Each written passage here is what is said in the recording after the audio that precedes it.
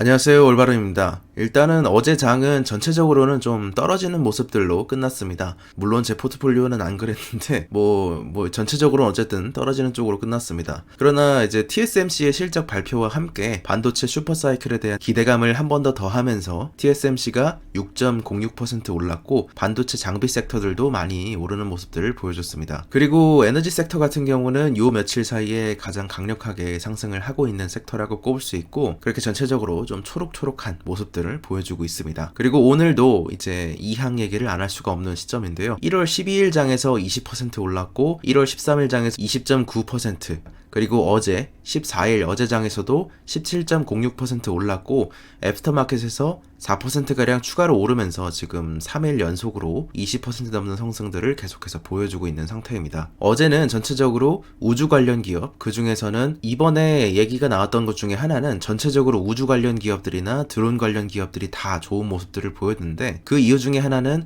아크인베스트의 캐시우드가 이번에 새롭게 아크X에 대해서 내놓을 예정을 밝혔기 때문입니다. 우주 탐사 관련 이런 ETF에 대해서 각 기업들이 편입될 가능성이 벌써부터 오르는 모습들을 보여주고 있는데요. 일단은 첫 번째로 이제 순서대로 TSMC의 4분기 실적이 나왔습니다. 원래 컨센서스는 주당 그러니까 EPS 0.94달러였는데요. 실제 4분기 EPS는 0.97로 실제 값보다 조금 더 잘 나왔습니다. TSMC 발표된 자료는 이렇습니다. 2020년 4분기 자료인데 전체 매출은 12빌리언, 대략 126억 7,600만 달러가 올라오면서 이전 분기 대비 약 3억 달러 정도가 증가했습니다. 그리고 매출 비용은 58억 3,100만 달러가 지출되었고, 그에 따라 총이익은 69억 4,500만 달러로 매출 총이익률은 53.99%입니다. 그리고 일반 판관비는 2억 9,400만 달러, 그리고 R&D에 10억 달러, 기타 영업수익으로 700만 달러를 제외하고 어쨌든 토탈 영업비용이 13억 4,300만 달러로 영업이익률은 43.46%를 기록했습니다. 순이익은 50억 달러로 순이익률은 이제 39.50%였습니다. 그래서 요약을 조금 해볼 때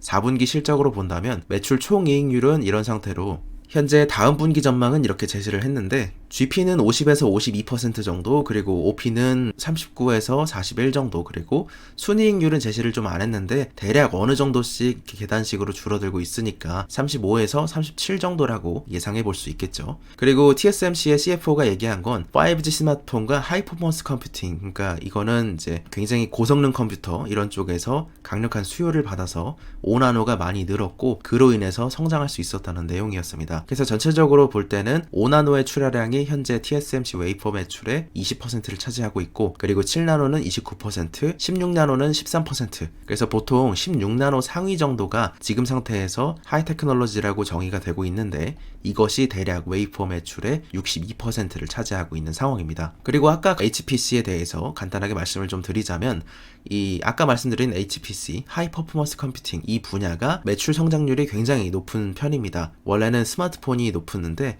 이제 HPC 분야에서 매출 성장률이 높기 때문에 그런 것도 이제 좀 전체적으로 반도체 분야를 공부를 하신다면 알아두셔야 한다, 이런 내용입니다. 그리고 캐시우드가 우주 탐사 ETF를 추가하기로 그 증권 파일링을 했습니다. 빠르게 성장하고 있는 이런 우주 산업에 대해서 혁신 기술을 갖고 있는 기업들을 모으는 것인데, 이로 인해서 버진 갤럭틱이라든지 맥사 테크놀로지라든지 이런 쪽이 올랐습니다. 캐시우드는 ETF 내 구성 종목을 4가지 카테고리로 나눴는데요. 오비탈은 위성 및 발사체를 포함해서 지구 궤도 쪽으로 좀 멀리 가는 그런 기업들을 뜻하고, 그리고 서브오비탈은 드론 및 에어택시라든지 이런 전기화된 항공기, 예를 들어서 드론이 포함이 되기 때문에, 그리고 여행이라든지 이런 거 여러 가지를 얘기를 한 거 봐서 이항이 여기도 포함될 수 있겠죠. 그리고 이를 구현하기 위한 기술 분야에서는 인공지능과 로봇공학, 3D 프린팅이나 재료공학이나 에너지 저장 이런 거를 포함을 합니다. 그리고 항공 수혜 기업, 이렇게는 농업이라든지 인터넷 액세스, GPS, 건설 및 이미징 이런 걸 통해서 항공 우주의 혜택을 받을 수 있는 기업들이 모음입니다. 대략 75일 후에 이제 파일링 자료가 ETF로 나올 거라고 예상이 되고 있기 때문에 3월 말쯤에 ETF가 나오지 않을까, 이런 얘기가 나오고 있습니다. 그리고 이제 테슬라 얘기로 조금 넘어가서 보면, 테슬라의 자율주행 실적이라고 할 수 있는 부분 중에 하나가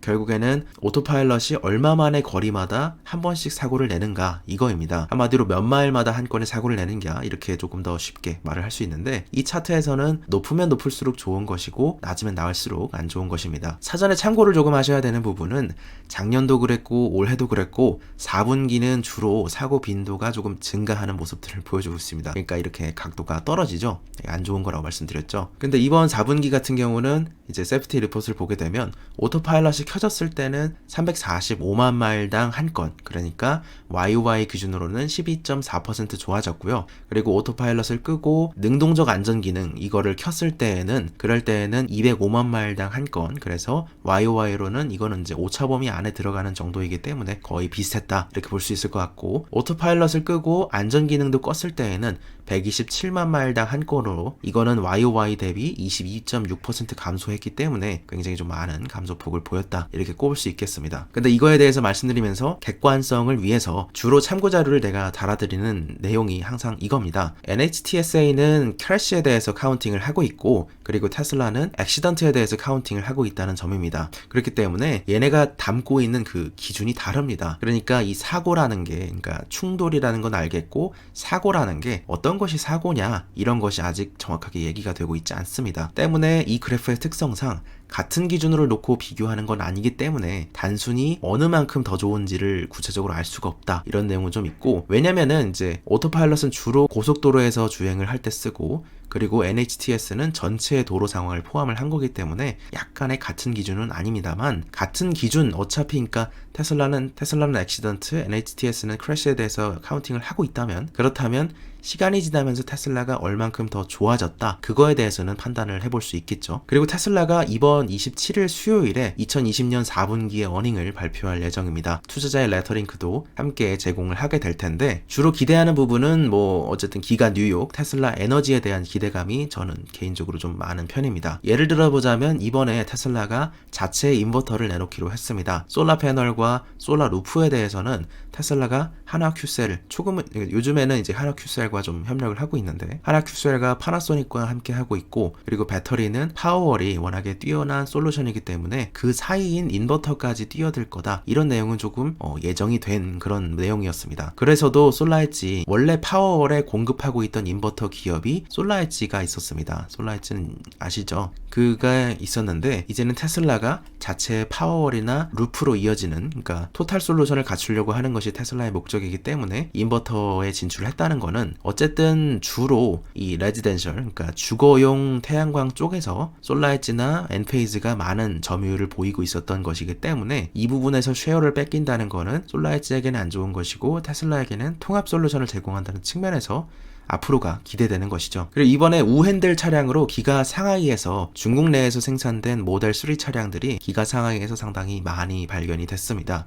이 랩으로 답혀진 차량들은 해외 시장에 나갈 것으로 추론이 되고 있는 상황이죠. 그리고 골드만삭스 애널리스트인 마크 딜레이니는 테슬라에 대한 투자 의견을 바이로 이번에 유지를 하되 PT, 그러니까 프라이스 타겟은 $780로 상향을 했습니다. 지난 12월에 이미 중립의견에서 바이로 투자 의견을 올렸었고 목표 주가는 $455로 가져갔었는데 $780로 조금 더 대폭 늘렸다고 볼 수 있겠죠. 그리고 이게 저도 이거를 좀 뉴스 중에서 이거 예전에 다뤘던 건데 하고 안 다뤘던 게, NHTS가 권고한 모델 S와 X MCU 문제는 이미 약간의 테슬라 커뮤니티 내에서는 약간의 그 오래된 뉴스입니다. 그렇기 때문에 지금 언론에 나오고 있는 뉴스는 크게 상관은 없을 거라고 보입니다. 그리고 올해 말에 테슬라가 AI 데이를 아마 열 것이다 이런 거에 대해서 일론 머스크가 올해 초에 말했죠. 현재 아마도 다룰 것이라고 크게 예상되고 있는 점은 4분기에 출시가 될, 그러니까 올해 4분기에 출시가 될 하드웨어 4.0 칩에 대한 얼마나 향상이 있느냐, 이게 내내 뭐 이제 니오가 말했던 디텍팅 범위라든지 디텍팅의 그 화질이라든지 이런 게 테슬라보다 3배 좋다 그런 얘기에 대해서 본격적으로 비교를 할 수 있는 게 4.0과 비교를 해야겠죠. 근데 이게 뭐 3배 좋다고 해서 성능이 3배 좋은 건 아닙니다. 어쨌든 그렇고요. 그리고 도조 컴퓨팅, 도조의 슈퍼 컴퓨팅이 도대체 1년 후라고 했는데 2022년쯤으로 대략 예상이 되고 있고 2021년 말까지 하겠다 이런 내용은 했지만